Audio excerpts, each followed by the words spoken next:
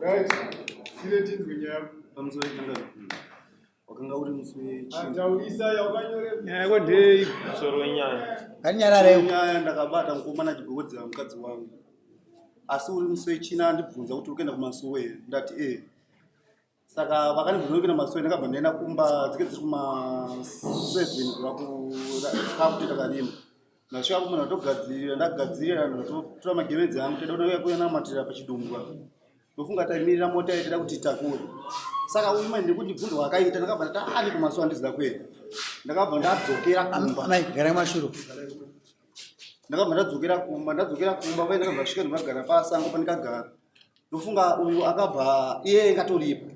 Akabva udza munyina wake kuti ko Joani ari kupi. Ndofunga munyina wake akabva tanga kundidenze inini. Andakudaira ndike ndikumba. Saka mota yakabva simuka ibva yaenda.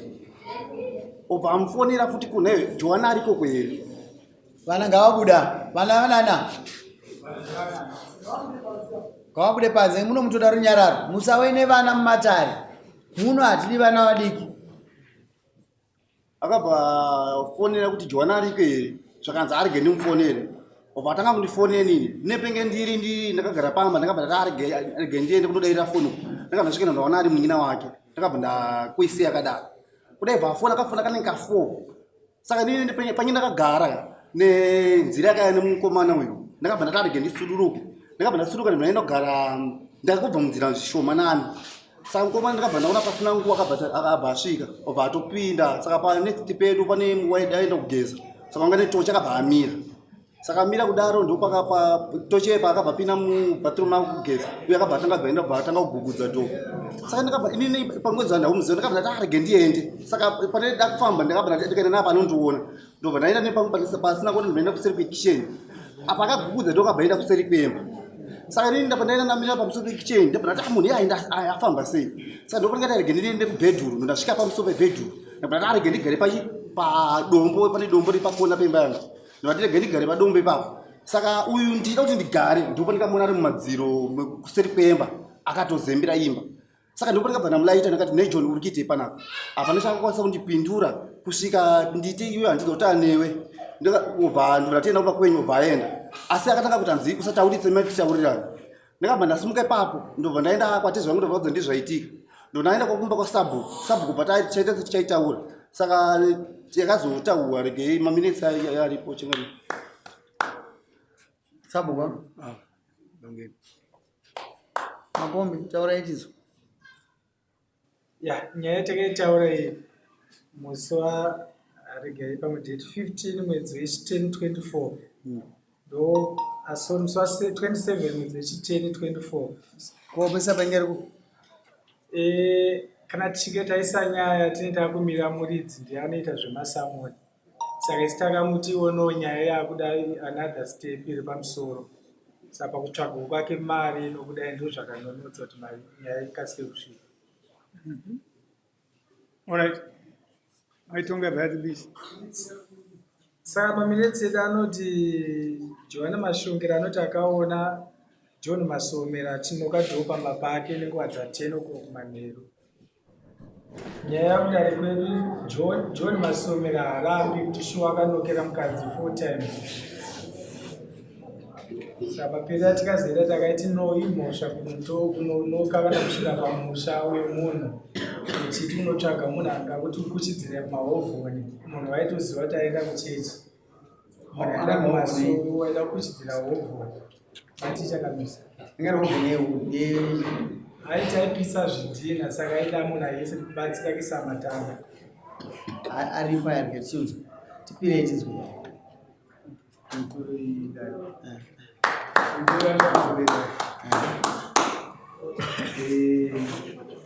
Inini ndakafona zvishu. Ndakati ndeda munhu aida kundibatsira kuchibvira hovhoni.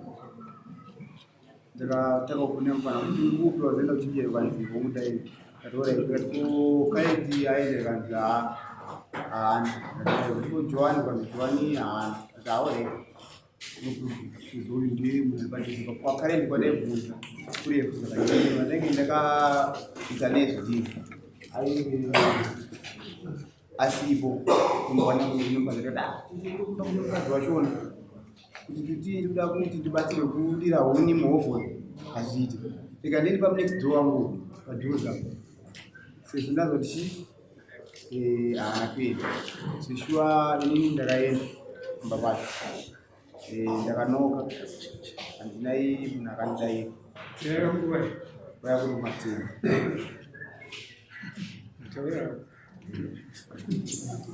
ndobva ndati panisina kunge ndakadairwa kudaro ndobva pakanguva dzanga ndakuda ndokwakabva ndivhenekitochi saka panguva dzakandivheka ndikachiti utsvage chipanapa nematauro aita ndakamboti ndinoita sei andati nhairipo ndekuti inini zvechivanda ndida kuita sei batsirwa kunhira barusa dedzerisizwa kuitika ndokuradza musha wangu aiwa ina handisina kuradza musha wangu but vakataura sekunge wakudedzera kudaro hazvisirizi inini tikuda munhu akandibatsira handisiri kuzoneka chikati aiyo inini ndatofona ndikatodza hanoita sei uripo ndosvika ndauya papi saka ndauya pani wambonzwa here zvaataura achiita uyu matauro aita ndinopikisa wambonzwa here matauro aita kuti wazopa mhosva kuti azonyanirira hauna kutaura naye hero kuti zvarikutaura aiwa ndinopikisa iwo pawakasangana naye asati aenda kuchechi wakambotaura naye zvokuti uzazobatsira kukuchidzira aiwa ndini avaregere kutaura iwo wangu waunana uzati ugogo ndichada kukuchidzira chakaitika ndechekuti inini patikange tikasangana ikonge zuva rangasati ranyura wobva nengasatida kuchidzirwa iwewe seri kuemba wanoka wanzi wati hapana munhu seri kuemba wangu aiwa hazvisiri izvi ndobva ndikuramba pana ndinobvunza kuti ndatiwadza zvataura here mumwe kuti iwewe wakaziva kuti urakera uchiva watomubvunza handina topandikuti ipapa handina kupedza mubvunzo mukadzi wakaruvira amai makambonyengwa here mukomana apa hamuna saka aida kuita sei aichi aida kuita sei nesapo maminitsi menyu posti ngasikutotenderera varume dzidzai kubata nyaya batai munhu kuti zvii dzimwe nyaya mukuzisadziita sei hungu akasvika pamba but intention yake akaita aida kuita sei uyo anoti aida kutsvaga munhu anobatsira kuchidzira ovho wataiziva kuti haapo uyo aiziva kuti uyo haapo anogara nani munyikina wake uyu anongogara nomudzimai wake saka iwewe kana panga pane mukadzi wizoti haapo ndakatofona kana manzikisa kanaipa kana pataura foni namba dzake aivanti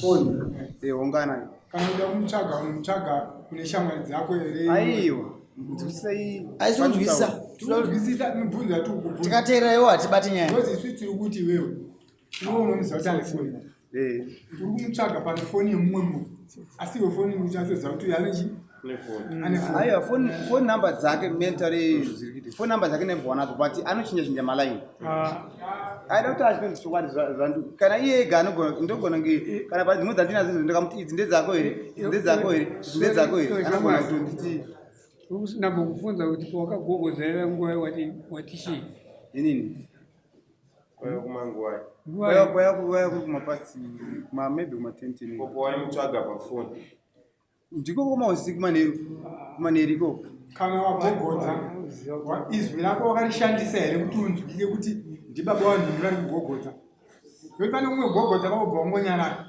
zvakaitika changamaiza kuti pamba pemurume uyaadura mubvunzo aiva aizwi rangu andinganyeti kuvakanyara ndikangoti tisikewo ndobva ndanoka uvaonoka pawaigogodza iwo wakataura ndini baba aningi akadare name aiti chi mira iwo ainoka chete makazinzwa rame makazinzwa makabvunza iri ndiani hamuna kwepo wakaona vakanyarara kwadira kuti naye baba aningi kudaidzira nokuti panapa masingadairirwe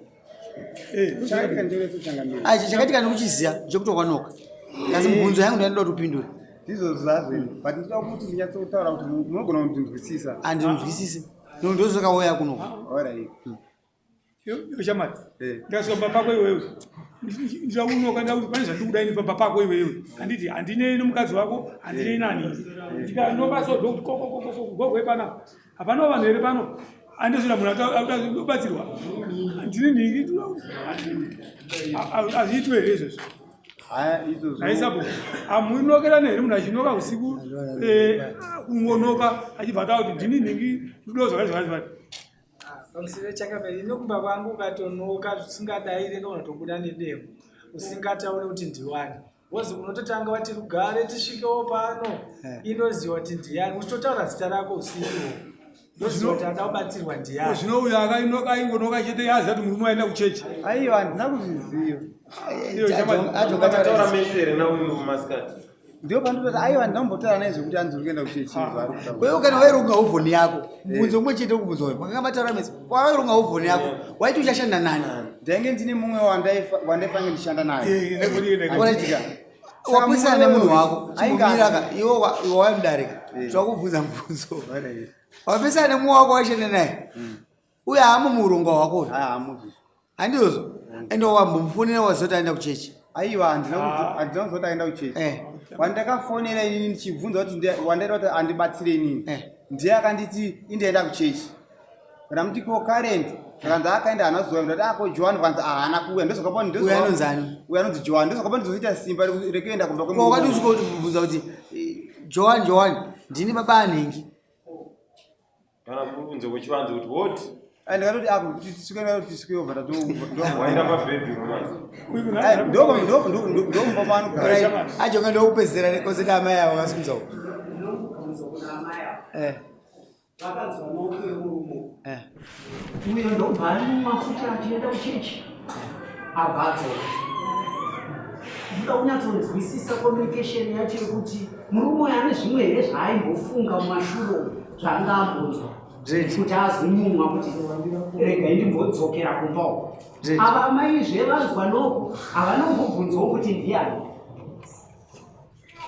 pamusoro ndofunga inini ndinenge akufungira kuenda izvi uyu murume zvakutaura teke takatogara tiri 3 akabvunza munhu anofamba nekuti uri kuenda kumasowe akati nini handisi kuenda kumasowe ndotaura munhu anazviti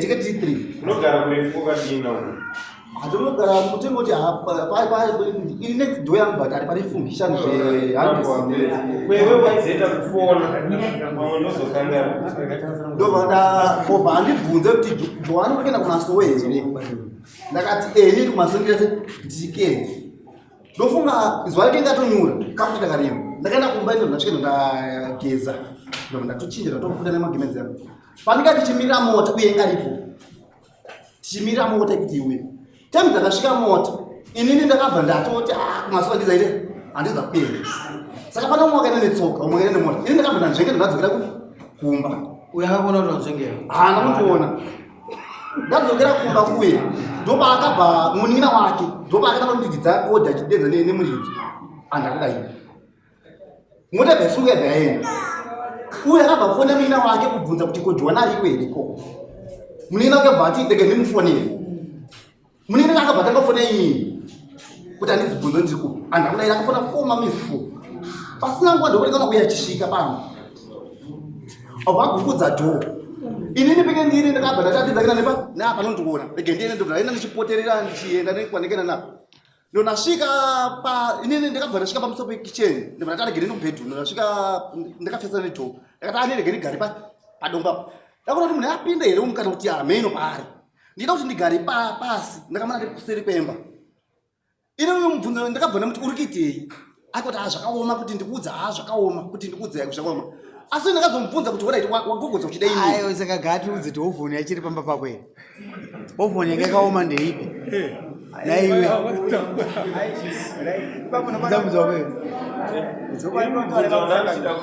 amai mira yataura muzitaura ini pandotaurira pakuchengamira kubvunza wanaida kubvunza iwe waizoswera uchifona uko pamunext door wako aiwa muningi unoona chichikaitika changa ndakafona kunyina wangu zvadarero ndikati ndikamufonera zvese zvakuti hanzi nini ndakambenge ndinaye pamota ka zvekuti hanzi ndikange ndiri kumota ati alright kunyika ikoko changamira anyway mubvunzo wako uchuda kuendera nawo ari kuisa defensive Aiyo, Taura nyama.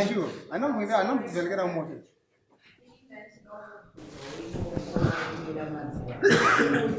Kana ukanoka pamba pevana wapedza kunoka ukanzwa kuti mumba hamusi kubairwa chinozokupa kunoumira nemadziro usiri padhoo kwawotonoka Ndovanonga izvo zvazvisiri izvo. Ndokanzvataura zeshuwa Kabuyi.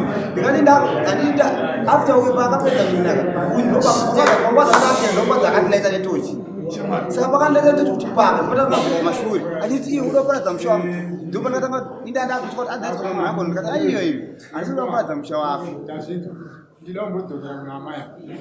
Amai, munhu anoka murume wenyu maziva kuti abuda.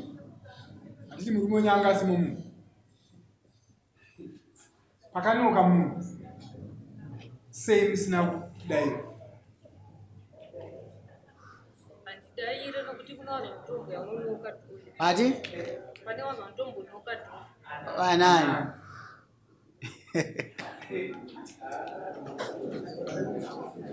Vanani vanouya vachinoka dhoo. Zvisizvike sooneka. Usiku imimi musingadai.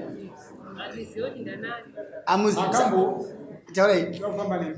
Makamboudza here varume venyu kuti baba pamunenge musipo pane vanhu vanouya vachinoka dhoo. Iye atombobuda wodzoka unoka futi dhoo. Ani? Kudanga ari murume wonyanga. Anombobuda onoka futi dhoo. Wodzoka ukokodza dhoo. Sei achikutestai? Handizivi. Amai mama tulia. Unawasira.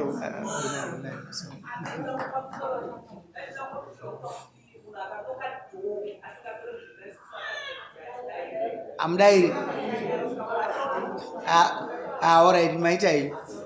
Point again. Hanzi vakazi itsika yedu tikanokerwa dhoo. Asingatauri zita atidairi. Alright. Andazvinzwisisa. Ndichadzoka kwamuri. Taura yenzi. Ndandinoda kutaura kuna amai. Ndinawo amai kumba kwangu. Kana ndanonoka kuuya, vekumba kwangu vanobvara dhoo. Pandichatozouya, ndinofanira kuita sei? Kunoka. Kuti ndivhurirwe chi? Dhoo. Saka amai ava havana kudaira. Havana kuziva kuti murume wavo here kana kuti hasi murume wavo. Kusvikira baba vainoka vaita sei? Vaenda. Hameno kuti mudzimbo dzenyu munoita sei kana varume venyu vanonoka kuuya. Ndoda kudzorera uko. Ndoda kudzorera uko. Madzimai. Pindura henyu.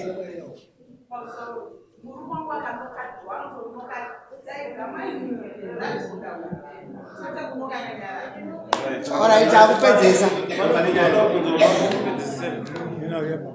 Vanodaita kubvunza iwo murume uri ngandikufana ndakubvunza. Right, maonana nemurume uyu wamudza kuti ndaida kuenda kuovhoni.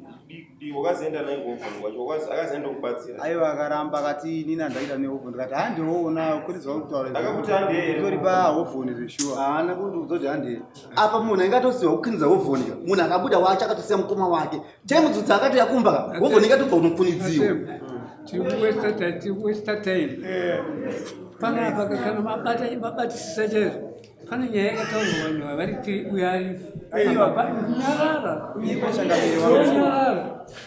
pane nyaya yakataurwa vanhu vari tiri apo uyu nouyu asipo neuyu vachitaura nyaya yokuenda kuchechi ndomatati kunyeba ikoko changamira waizotauya here kuchechi wakwaziva sei kuti aenda kuchechi kuti aenda kuchechi aizokuti vanhu vairikenda kuona kuchechi aiwa ndakugobvira waziva kuenda kwachechi tange materera pandikutaura nezvo kuti inini zveshuwa ndakafonera mupana wangu zaita kuti handibatsiri ndauziva kuti ari kumashopu here kotoka bvanzi kumashopu aiwa munhu wana wandakafonera iyeye saka pandikamufonera aiwa ndikafunza ndikafunza kuti badhenza ariko ikanzi badhenza vana kuzouya kuti alright ngatipo joan kanzi hana asikaniteka ndiende panext door wangu ouya undibatsira kuchidziro ende hazviite kuti angaenda kuchechi chechi kanzi hana ndozvakapandizendesipa pamurumoyo ndiziva kuti ariko aita akushamani ungambosiya bhatye padare hazviite ukazokuona uchitambira mhosva kange pirete sadza nouchipenga inini ndikutenda kuti kusa defense yako munomuka atiti makesi akadai sambe zaane repi mukati mungangozviramba zvenyu muchiva atidai intention yake ndeyei mukomana munhu asina kunyingana naye ari kuenda kunogugudza pamusuwo oro else inini ndingaiburuka here mumota ndofungidzira kuti mukadzi wangu anogona ari kunyengwa. That means I should trust mukadzi wangu. That means pane kakutaurika karipo kari hidden kekuti mukadzi wako anenge arikudana nani nauyu although asazomubata hake. Saka tinongosiya nyaya yakaita sei ndisati taisiya mambo zvemubvunzo nemurume. Mubvunzo wangu uri kuti waizoda kubhadhara here murume wakaendomutsauri na10 o'clock pabasa rako remari yako une here zvawaizoda kumupa? waida kumupe chii? Mune dzidzo wangu zvekuti ndinotombofona. Saka waida kuti arare akasungura. Ndangoti handibate munhu wekuti ndinotombo even inini hakuti kutanga ndotombomufonera iye kuti papa kendo panobhata ite namba dzake dzandaimboona dzichaita. Na10 o'clock. Ndakatombofona sopaafisha bvumiki. Isire mumwe chete ari kukakarika. Kana mchironga mabasa aronge kwakachena. 5 o'clock waiziva kuti munyina wakaenda kuchechi. Waifa wangoronga basa rako before 5 o'clock. Nokuti waitoziva kudhara kuti already uri 1. Saka waizotsvaka munhu 10 o'clock wai iwe waiziva kuti kumba kwacho uri 1. Uri totsotsi. Haungatanga kuronga basa rako na 10 o'clock. Pese apa wakanyarara na 500 hapana chiposto chotanga na 7 ka. Wakatobva kumba na 3 uchizoita kuenda kuchechi norarako. Prazi namba dzauya dzaizorambira iwe chete ukadi kuti munhu wako ndipe namba dzao ngwana akafona dzakaita. Aiwa. Yati tinozoita Mumbe choti bhatoro pa mswa 19. Tikasiya vanhu vakadai so turamba tine makesi sirika emhungu yomaraini. Mswa 19 anofanira kubvisa mombe yake ende kune murume. Wazvinzwa? Usamire muberere ronga basa rako nenguva. Kutadza kufunga kunobva kupfuma ipere. Wazvinzwa? Ndazoona wakakaritsa stereke. Wakakaritsa kasi dread wakuzotiwo pane zviri kuitika nemukadzi wako. Asi ndinombodzoka Sunga usaini. Tanzania yachiti une imwe nguva yekuti ubuda mumba udzoka uchiyozonoka Aisi unoyu izvozvo 19 matidze kuti baba vakuziva zvavari kuita sei pamusoro inini handisati ndambodzoka chino kana ndisvika pamba handinoke amaina ati bvura dho Urabhadharini. handandi kuti kana kuri kubhadhara ndinogona kubhadhara after kana March. Muna March. Uchibhadhara mombe iwe. Muna March. May after kana kuti akune. Inenge unochipa zita kuti chi? Kuti ndikenda kumba kwake mausiku. Uchidei. Ndichida kubatsirwa kudzidzira. Muise mswa 19 ndo mandi kuda nokuti ndakaipa mhosva naona kwa mazuva unoda iwewe. Zvinoite? Ine kuti unenge usina. Unenge usina. Alright, mupe end of March. cheno sana. Cheno unosaina. Ofoni ngairongerwa nguva ichiripo. Sekunamata.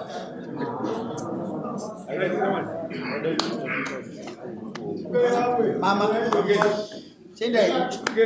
Ladies and gentlemen, it's now 2025 and the first thing that I do is to remind you that I'm still a proud brand ambassador of Logos Solar Tech. Today, ndamboenda nawo kuti vanoinstalla inonzi Zigo package. Inonzi Zigo package because it was first installed kumba kwangu and it's exclusively products inema must batteries, must inverters, must what and this expect and this nyazoziva. Saka ndauya na Mr. Kechi and expect with Logos Solar Tech timbowabvunza kuti zvakamira sei. Yakamira sei package idi? So Zico package is a 3.2 kVA solar system in a just must product. So this package, it powers a 0.5 horsepower bore pump. It powers a class A fridge, power TV. You buy a power my lights, energy saver lights up to 15. And then entertainment, charge some phone, my laptops, Wi-Fi, is it affordable because Zigo represent the economic class here? Very affordable. This package, yes, a fixed supply price, it goes for 1,480. Exactly. Alright, koma package vanemari vanenge vachinzana sei? Kana takuenda pamusoro apa titakudawo from 5 kVA 6.2 kVA of which yedu isusu inotangira pa $2,400 ndo inova iyo ye5 kva and then toenda pamusoro tenge taakuitawo ma10 kilowatt solar systems of which aya anenge akuitwawo maprices anoenderana nekudesignwa kunenge kwaitwa solar system yacho. Alright, then lastly vanoda zvekutaurirana vemalabor vematerms macivil servant nevane macustomized service vanokubatai here? So kana makuda pakuitwa zvemapayment plan facilities or zve-credit facility with just 1.5 you can have this solar system wodeposita 70% of 1.5 and then the balance woiatenda in 2 months wobva wapedza unakirwa ako nemagetsi ako wanakirwa waenda. Manumbers awasiko wataura ndo ari kubuda pascreen apa. Saka as long as Zigo ari brand ambassador weLogos Solartech, you get the best service as far as my solar installation and everything is concerned.